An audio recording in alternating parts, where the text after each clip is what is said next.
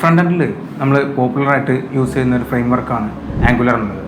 ആംഗുലറിലൊരു ടെക്നിക്കാണ് lassi loading. നമ്മളൊരു application start ചെയ്യുമ്പോൾ entire application load ചെയ്യിക്കുന്നതിന് പകരം നമ്മൾ ഓരോ മൊഡ്യൂൾ ബേസിൽ ഓൺ ഡിമാൻഡിൽ നമുക്ക് ലോഡ് ചെയ്യിപ്പിക്കാൻ പറ്റും. അതാണ് ലാസി ലോഡിംഗ് എന്ന് പറയുന്നത്.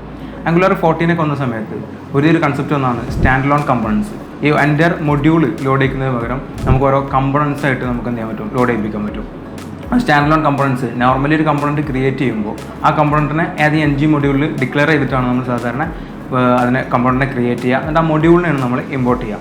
സ്റ്റാൻഡ് ലോൺ കമ്പോണൻസ് ഒരു NG മൊഡ്യൂളിൻ്റെയും ഡിക്ലെയർ ചെയ്യാതെ നമുക്ക് സ്റ്റാൻഡ് ലോൺ കമ്പോണൻസ് ക്രിയേറ്റ് ചെയ്യാൻ പറ്റും. ആ ഒരു കമ്പോണൻസിനെ നമുക്ക് എൻ്റയർ ആപ്ലിക്കേഷനിൽ ആ കമ്പോണൻറ്റിനെ ഇമ്പോർട്ട് ചെയ്തിട്ട് എന്ത് ചെയ്യാൻ പറ്റും, മൊഡ്യൂൾ ഇമ്പോർട്ട് ചെയ്യാതെ കമ്പോണൻറ്റിനെ മാത്രം ഇമ്പോർട്ട് ചെയ്തിട്ട് നമുക്ക് യൂസ് ചെയ്യാൻ പറ്റും.